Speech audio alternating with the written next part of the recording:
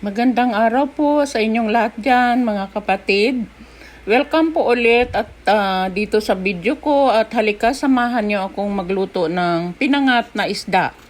Unang-una, ang isda ay ating nang nilinis. Pagkatapos ay i-drain muna ang excess water. Pag okay na, lagyan natin ng asin at itabi muna natin. Kasi atin namang ihanda ang mga lahok. Ang kamatis ay ihiwain ng maliliit. Maraming kamatis ang ating ilalagay dito. Kasi pag nagpapangat, ang kamatis ay dapat marami.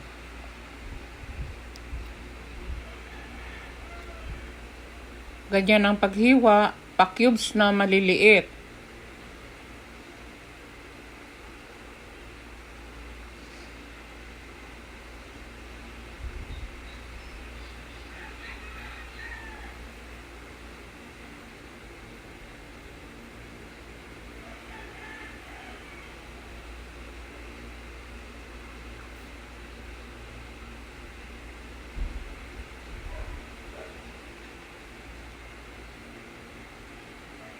At pagkatapos nahiwa ang kamatis, ay atin namang lilinisin ang siling haba.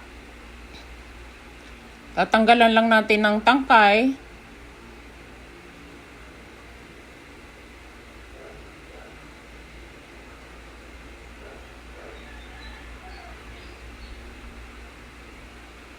At pagkatapos ay luya. Linisin natin ang luya, tanggalan ng balat.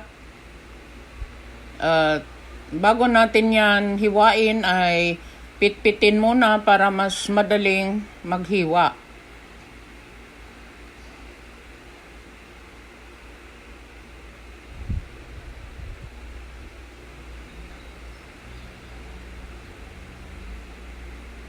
Ganyan.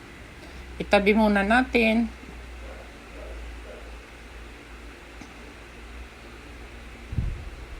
At pagkatapos ay magbalat tayo ng sibuyas.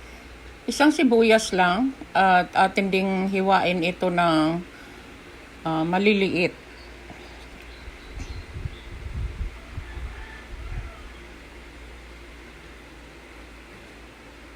Since ilang piraso lang naman ang ating ipapangat ay ang isang sibuyas ay kasya na yan.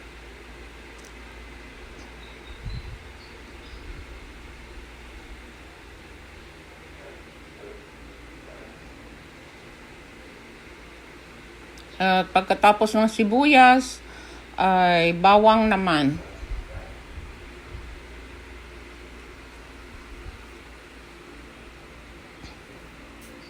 Linisin natin ang bawang, pitpitin muna para mabilis matanggal yung kanyang balat.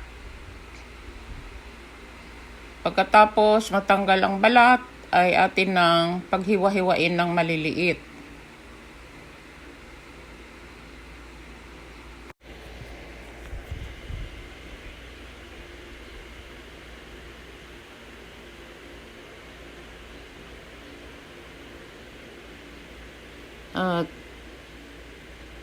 Ayan, isusunod naman natin, magpiga tayo ng kalamansi. Dapat ating pigain ito sa strainer para walang sumamang buto. Pag nilalahok na natin siya sa isda. Mga ilang piraso lang kasi maglalagay din tayo ng suka. At ngayon ready na ang mga sahog, atin nang aayusin sa kaserola. Unang-una, ilagay natin yung kamatis at siling haba.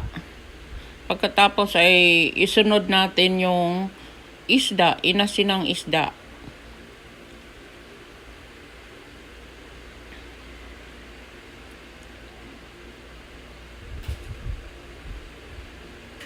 Yan, pagkatapos ay isunod natin ang bawang, maraming bawang.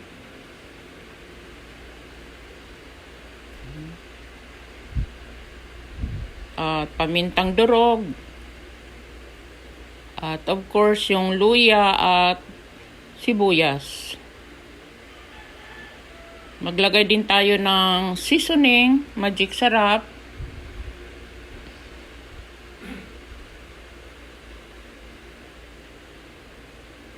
At syempre yung sasama na natin ang suka.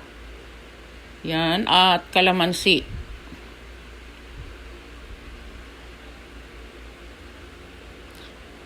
At medyo konti ang sabaw, kaya magdagdag tayo ng mga kalahating cup ng tubig. Ating paghalo-haluin muna yan. Ready na natin para isalang.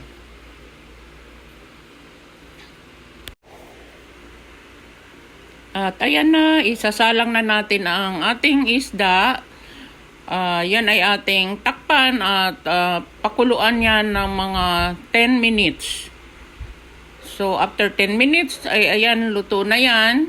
So, tikman din ang lasa kung tama ang alat. Kung hindi, ay magdagdag tayo ng patis. Ayan, ready na po. At naglagay na ako sa pinggan at kakain na.